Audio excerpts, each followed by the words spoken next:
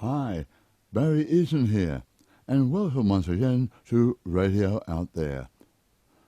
My special guest this week, the wonderful medium Val Hood.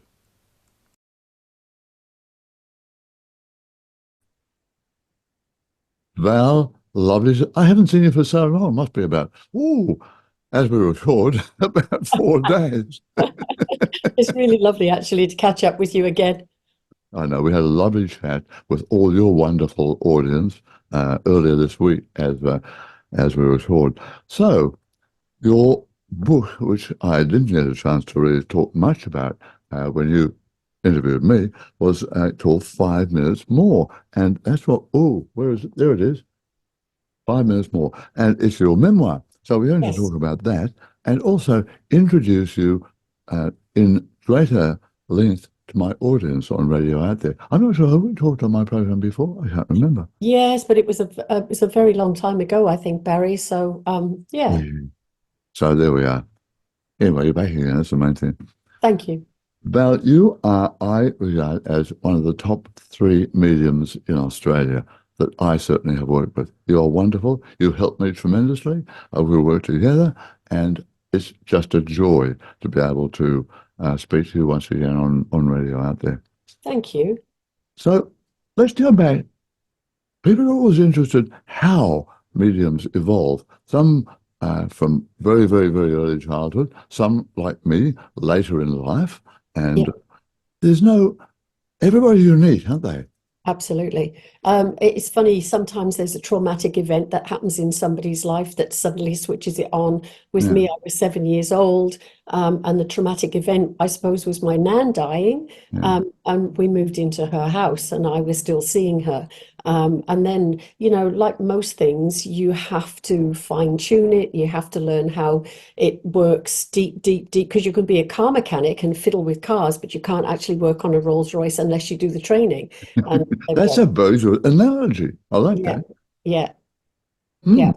So your childhood started with your grandmother's passing, and you refer to her in your book as Nana, and Hmm. she has had a huge influence on your life, hasn't she? She certainly has, and it's really lovely because people still say, "Oh, there was a lady working with you by the side of you, and she was," and they describe her, and I go, "Yeah, that's my grandmother." And it's really lovely because, of course, she was, well, of course, she was a tea leaf reader, and she was quite a well-known tea leaf reader in the area, and used to get people from all over the country coming to see her in Wales, in the UK. So, but isn't it interesting because I did all the training. Mm. Um, I kept to myself what I was doing. And then all of a sudden, I had find out from the family that my nan was a tea leaf reader. And I think, why on earth didn't somebody Didn't tell somebody me? tell me? I just found out recently my grandmother used to have seances, and all several members of my family went to them.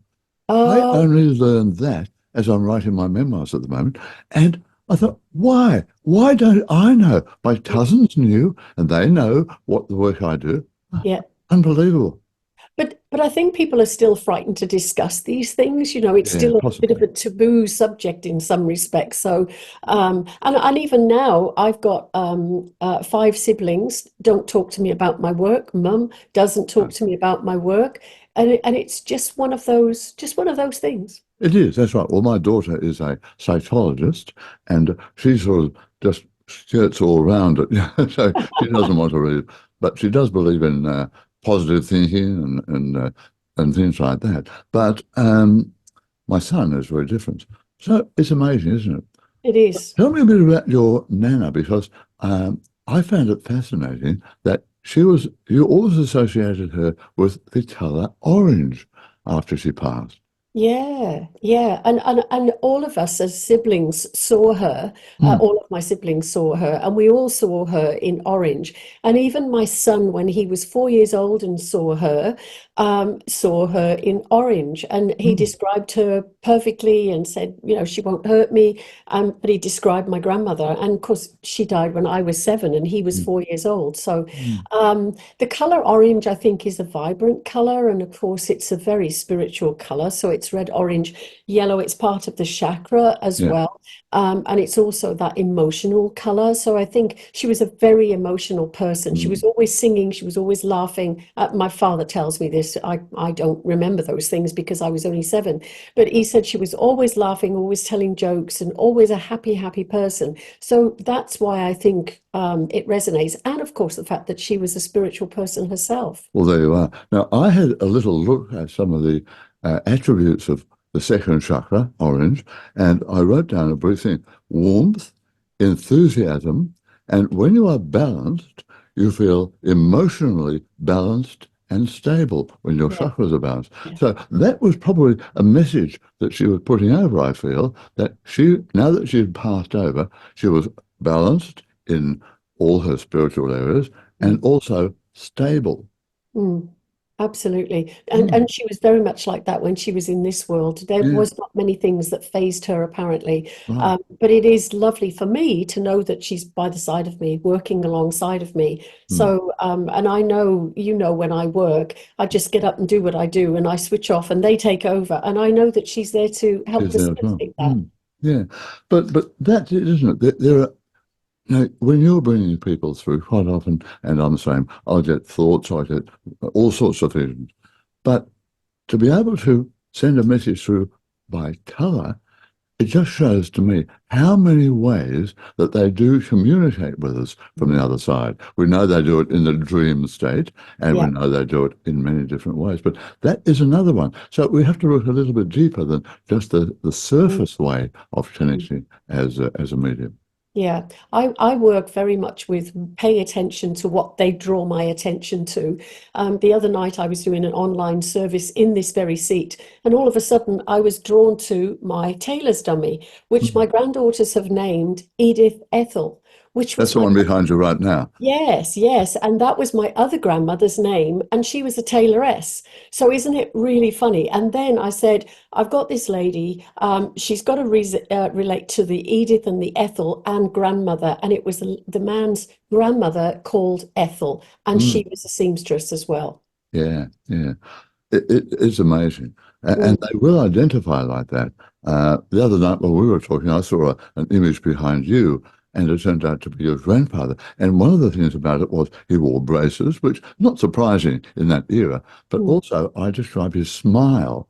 And Yeah, that was enough for you to be able to say, yes, that was yeah, him. yeah, So the way they communicate yeah. is the way we must associate with them. Yeah. Again, when we were working in lockdown, they were building some houses just out the front here.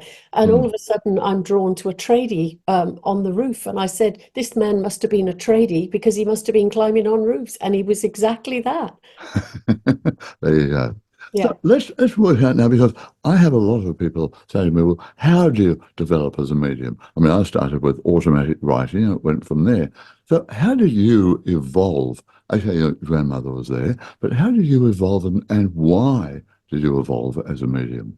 Well, at the age of 16, I pushed it away because I was too frightened by what was going on. I didn't understand Mm, all of the viewings, the sightings that I was getting. So I yeah. pushed it away. But I actually made them a promise, and I said, when I'm ready and when I understand, I will let you back in. And I made them a promise that I would do that. So they actually walked away and left me alone until I Mm, was 34. Now, between 16 and 34, I just got on with my normal life. And then at 34, I was going through a divorce. And I ended up being, again, drawn to, I've got to go to a spiritualist church. So I rang the council, it's really weird, rang the council and said, I need a spiritualist church. And they found me, they gave me the name of the one that I went to in West Wickham. And that's where it all started. But I needed help. I it needed is. guidance. I needed upliftment. And I knew that that would be the place to go. Now, a little image just flashed behind you then of a thumbs up. I Now, that know. happened the other night as well. Now, just in case people think we're planning that or something, just tell me what happened. I don't know. But I know that if I do this, Yeah. Oh, what?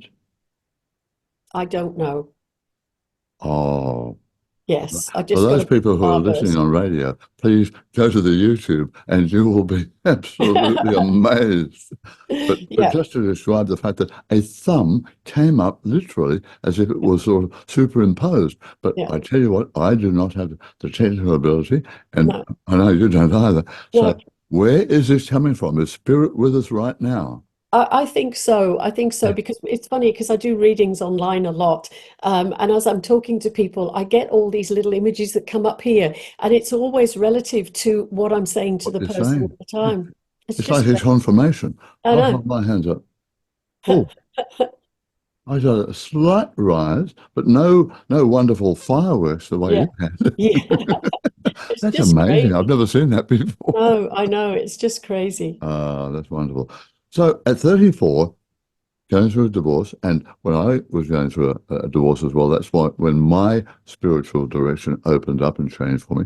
But Ah, I wonder, do we need some kind of catalyst like this? And divorce is always good because it's ending one aspect of your life and you mm. move on to the other. So I wonder, do we all have to do this, or a lot of people can take that opportunity to work with an event, shall we say? I think so, but then some people just don't have it in their psyche to even think about it. Yeah. I had, obviously, you had, obviously, from the people that you know, the things that have gone on in your family. So it's all there in Mm, our psyche, but some people just don't have anything at all. So, you know, but then on the other hand, you'll have somebody who lose their family member, and mm. that is the catalyst that brings the awareness of spirit to them. That's Um, true. yeah, but I'm absolutely thrilled that they did that for me, and then they came back, and but I never, ever, ever wanted to be a medium. Mm-mm. But they had different ideas for you on the other side. They certainly did. Yeah, Yeah. Well, they certainly I've did. always been interested. I was doing radio programs with numerologists and astrologers and psychics and whatever. So I was always fascinated, but I never wanted to become one. And a psychic said to me on air one night, "You'll be doing this yourself soon." I said, "Oh yeah, right. Come on, give me a break. I'm running a PR company. I'm on air here. I'm also doing TV stuff. I'm working 85 hours a week. How the Yeah, hell am I going to fit all that in?" yeah, He said, yeah. "Don't worry." And she was right. Exactly, they do. And it's really interesting because and again it's in the book. My teacher, I got to the advanced platform class, and you'll understand this. For me, it was like pulling teeth still. You know, I've got a bit of information, I've got to work it out, I've got to work out who it's for and da da da da da. And at the end of the class, my teacher said, "I'm doing a church service next Wednesday. I'd like you to come along." And oh dear, no. And she said, "All you've got to do is one message."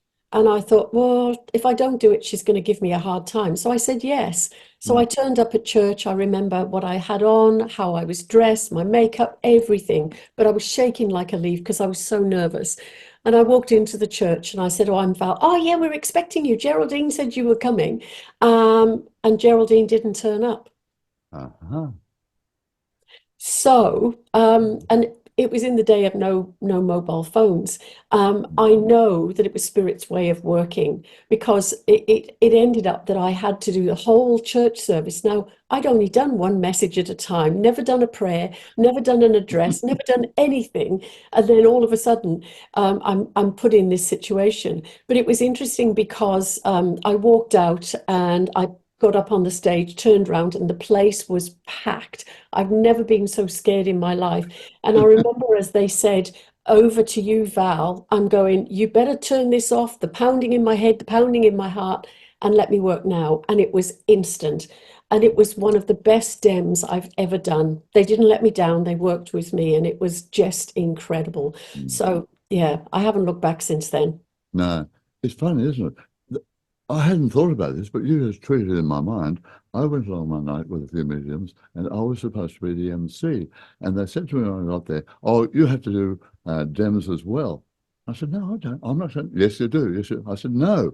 "Yes, you will." Yeah, And my mate Ezio De Angelis was there, and a few others. So I said, "All right." I stood up there like you, nervous as hell, and then something happened, and yeah, I was able to connect. So sometimes I think we are in life, whether it's working as a medium or whatever, a bricklayer, or we're thrown in at the deep end. whether we like Absolutely. it, whether we know it at the time. Yeah. But there's a reason. I think for myself, as the biggest show of spirit being there is I was booked to do two shows back to back, and Mm. I had sold out, and I was so sick. I had flu like you've got no idea, and it was probably one of those Asian flus or something. Yeah. And I remember saying, "Look, I'll stay in bed all day. I need you to look after me. I need you to be with me there tonight." I got up there and I did the most incredible show. The following day, I did the same, and I got up and did the most incredible show. And then I just collapsed for the rest of the week, but they didn't let me down. No, no, that's the whole thing, isn't it? Mm, It's absolutely amazing. Now, you mentioned spiritualist churches a couple of times, and we are used to that in England and in Australia. But I've spoken to a couple of people in the US, and they said, "Oh, what's a spiritualist church?" Now, maybe there are some there, I don't know. But for our audience over there, who quite often ask me, "How can I train? Where can I go? How can I connect?" I say, "We go to a spiritual church." A what? Um, let's tell them what a spiritualist church is. Well, the most famous spiritual church in America is Lilydale, which is where the Fox Sisters was all based. The Fox Sisters were the start of modern day spiritualism. They were three sisters who heard rappings, and if anybody's interested, go and look up the Fox Sisters because it's very, very interesting. Mm. But a spiritualist church is you go to a place where there are like-minded people. They believe the same as you. Or like myself, when I didn't believe, I went along, and when I came out, I desperately believed that there was life after death. But we share stories of spirit. We share its songs, which are very uplifting. And when you're in the depths of despair, Mm. you need that upliftment. And there is usually a minister on the platform, and then there's usually a medium that comes along, and the medium gives an address, which is again an uplifting talk. And then for the second half of the service, they actually connect to the spirit world and bring messages of love, upliftment, hope, just from your loved one saying, "I'm still Mm. here. I'm Yeah, still working with you." yeah, and that's right. And okay, we talk about the Fox sisters there, but a lot of America is a huge country, so I think there are spiritual churches there, but in some of the more some of the other cities and towns and whatever, that they've never heard of them. So maybe we can help inspire the start of some spiritual churches over there. Well, I think they should, Mm. because it is very inspiring. Obviously, it's helped me, it's helped you an awful lot. Mm. I've run churches as well, and I know I ran a church in the middle of nowhere, and it was a church town, and they said it's not going to work, and it's still running. I stopped running it after 3 years, and it's still going. It's still But I going. know that there are still spiritual churches in America, but you Mm. have to seek them out. Yeah, That's the thing, but they are there most definitely. yeah, yeah, fair enough. Now, you also trained, and I did too, at the Arthur Findlay College, Yeah. uh, just outside of London, Stansted. Yeah, So tell us a little bit about that because it's a wonderful place. It's also known here as Hogwarts. that's right. Yeah. And that's a Oh, tongue in cheek. There's no Harry Potter, there's no magic, there's no wizards, but there's a lot of wonderful things happening. yeah. I was amazed when I first arrived because it's a very, very old building. And you walk in through this enormous door, just like going in through Hogwarts and everything. There's wooden panels and there's carpets that are 6 inches deep, and there's brass and there's pictures, and it's Mm. just incredible. But what I absolutely loved about it was it's been since 1964 a teaching place for spiritual work. Yeah. And it is so full of that energy. Even in the gardens, you walk around and you can feel the energy. You sit underneath the tulip tree and you can feel the energy. It's just and this work is all about energy. And if you think about the thousands and thousands of people who've gone through the college, it's got to be there. It's penetrating the walls, the carpets, everything. But Oh, it's got the most amazing teachers. The variety of courses are incredible. And I feel very, very blessed that I did the majority of my training there. Mm, And then the training that I did outside of there, the teachers that I had were mm, taught by Gordon Higginson, who actually was the yeah. president of the Spiritual National Union for 20 odd years and the president of the college for 20 odd years. So, you And know, an icon as well. absolutely. It was the Mm, most amazing. I didn't meet him in person, but I've seen lots of videos of him, and his mediumship was just second to none. yeah. But yes, and when I found out that the teachers that I had were all trained by him, I thought, oh, there was a reason for that, obviously. But very, very special. Yeah, yeah. No. So what do you really get out of the Arthur Findlay College? I mean, I can think of a couple of instances how it helped me tremendously open up. Was there something that stood out for you? Well, it's funny because I was teaching last night and I was saying to one of the girls said, "Oh, all I can see is my mum." And I said, the very first time I went to the Arthur Findlay College and I was in a class with Brenda Lawrence, she was a lovely teacher. Mm, And she said, "Come on, up you get in front of the class and what have you got?" And I said, "Well, the only thing I've got is my granddad standing by the side of me." And she said, "Describe your granddad because he's helping you to connect to somebody else's granddad." And I've never forgotten that. And it was, okay, there's my granddad. I felt comfortable with him. I gave the description and somebody went, "Yep, I can take that. My granddad was exactly like that." yeah. So they give you things, and this is what I remember. The spirit world will give you things that are familiar to you, like Ethel or Edith Ethel behind me. They give you things that are familiar. But it Mm, was also the friendship, the camaraderie. yes. And I never forget, they called it Weepy Wednesday, and everybody's walking around the college in tears because your emotions are taken up, and then you reach the Wednesday, and then they go back down again. You get used to having spirit around you, and it is an extremely emotional It is, isn't it? experience. We should explain that it's a week-long course, Yeah, living, and you develop so much in that week because it's so intense. yeah, And it's the most magic experience. That's why Hogwarts is so apt, really, because it transforms your life, or it yeah. can do. Yeah. Well, Mm. the other thing that courses 9 till 9 for 5 or 7 days, Yep, that's pretty intensive. a big day. Um, and you're exhausted at the end of the day, but it's an exhilarating exhausted because you've been connecting to all these different spirits. It is just an incredible place to go. And we should mention that at 9 p.m. we go into the bar and have a little chat, and all sorts of wonderful things happen. I mean, there's no heavy drinking or partying. It's just that you're able to share with the other people there. And I think that is part of the growth as well. I used to be the first one in and the last one out.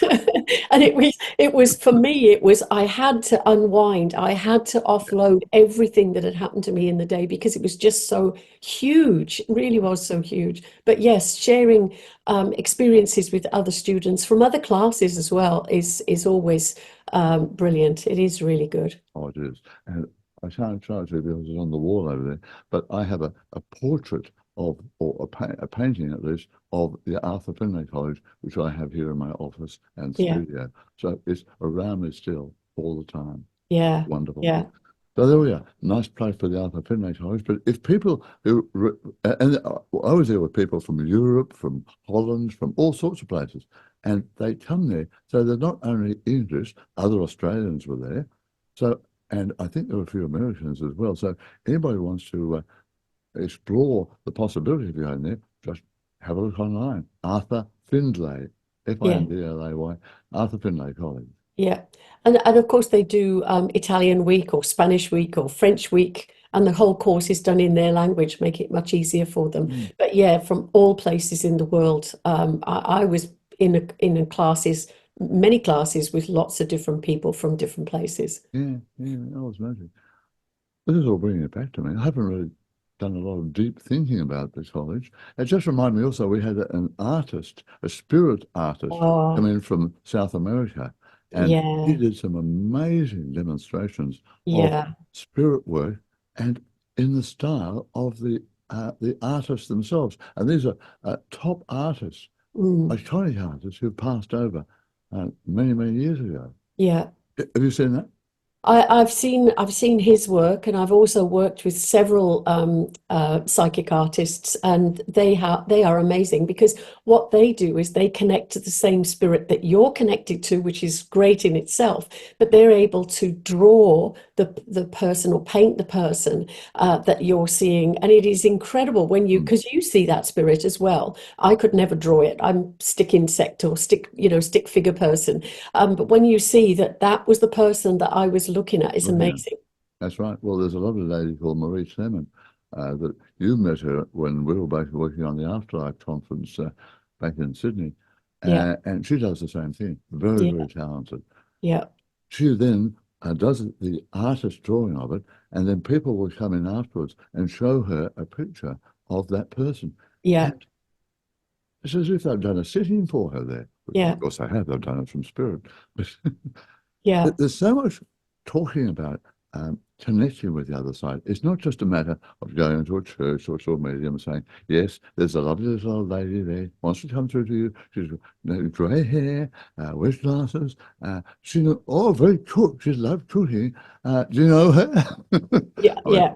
they are not real mediums as far as I'm concerned. No, no, no, because they're not bringing factual evidence. And I call myself an evidential medium, which means I bring the evidence through.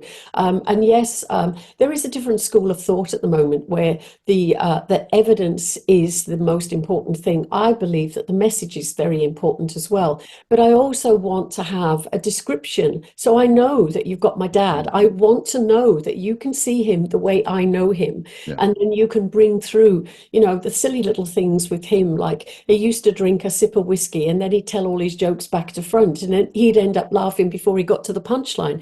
If somebody tells me something silly like that, or my grandfather, he's riding a bike without a chain. Yes, they took the chain off because he used to keep falling off the bike, but his bike went everywhere. Mm. But those are the bits of information that are so vital. Yeah, she wears an apron. She's got curly hair and, as you said, grey hair and glasses. That's a million people's Good grandmothers. deal. Good deal. Yeah, Yeah, I had one of those the other day. Somebody contacted. I was at a spiritualist church here in Sydney, and an uncle of mine came through. He was my godfather, and I'll cut the story short. But there's a bloke sitting next to me, and either one of us should have associated until the information came through and said, yes, but the person he's talking to has a dent in the left part of the mudguard of his car. mm, So that's me. yeah, So he yeah, was able to, and the other guy said, no, my child doesn't have a dent at all. So yeah, that was so specific. And then yeah. the information came through that was so wonderful because I hadn't connected with him I, for I many, many years. remember. Sorry, Barry. I hadn't connected for so many years. So to have that information and his message was, Yeah. oh, heartwarming.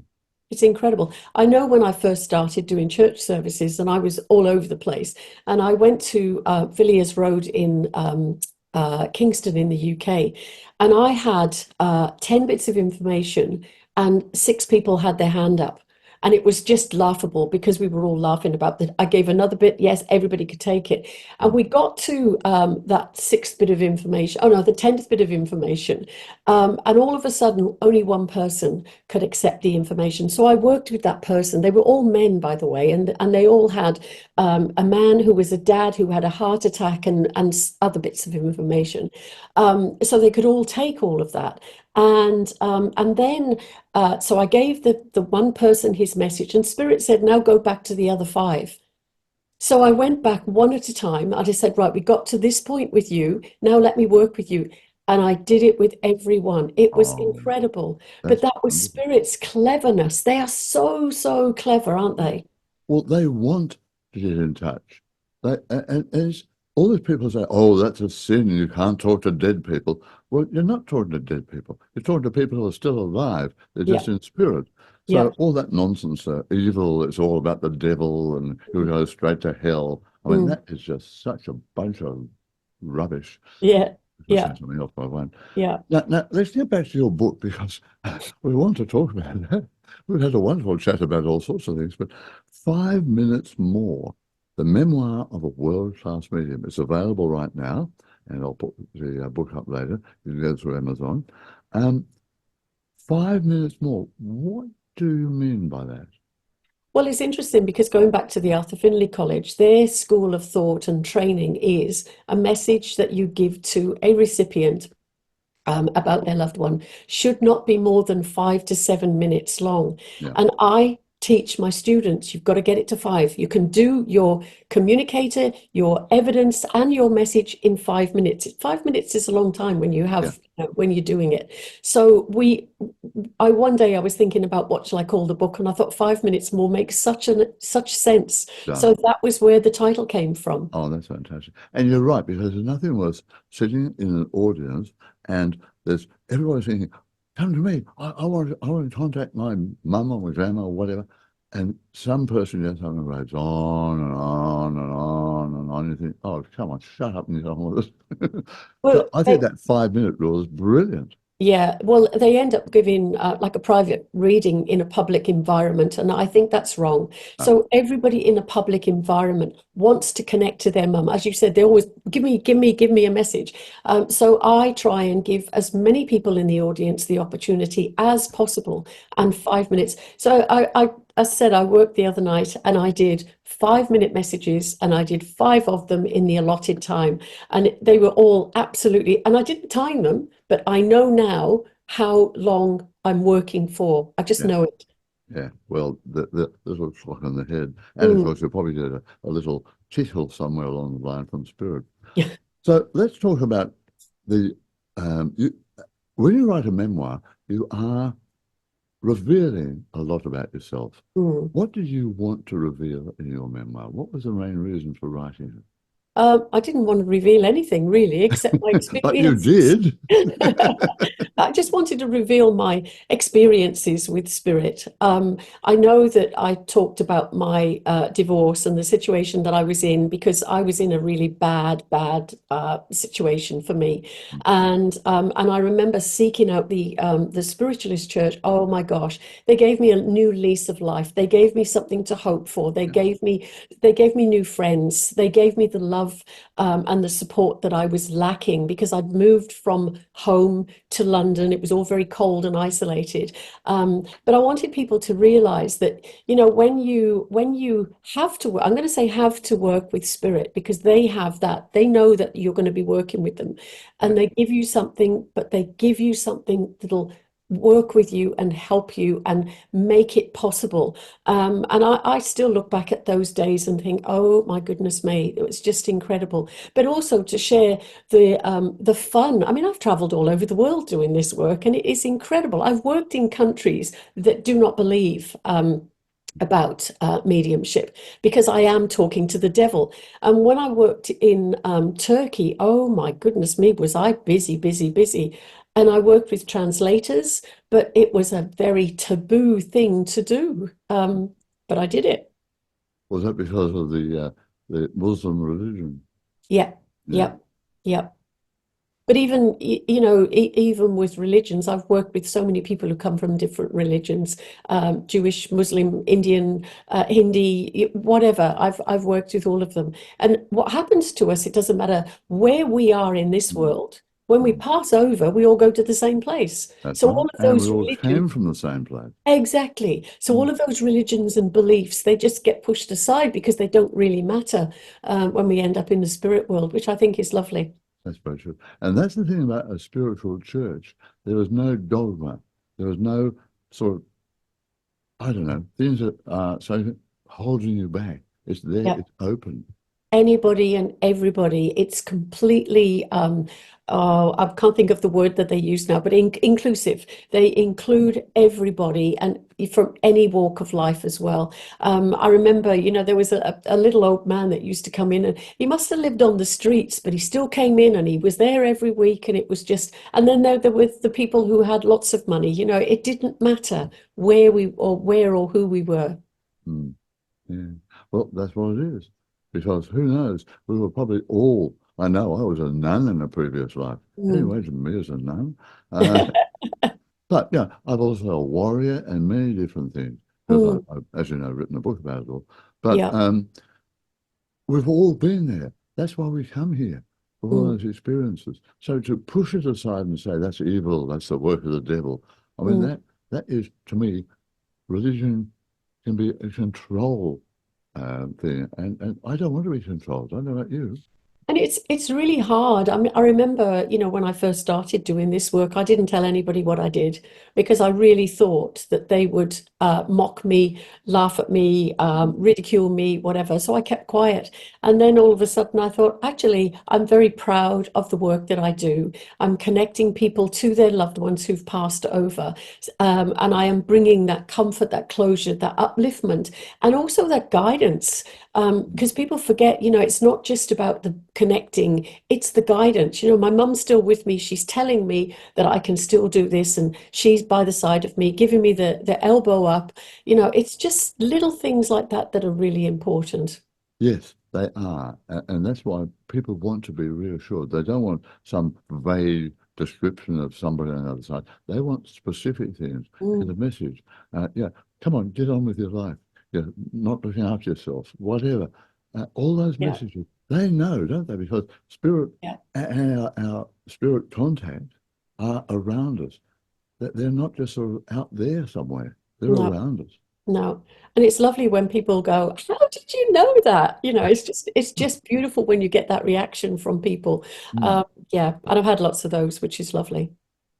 So now you're still doing a lot of platform work, we refer to it as demonstrations, but Mm. you're also teaching. Now, for those people who might be watching who don't have access to a spiritual church or another area of learning or training, do you do online stuff or what?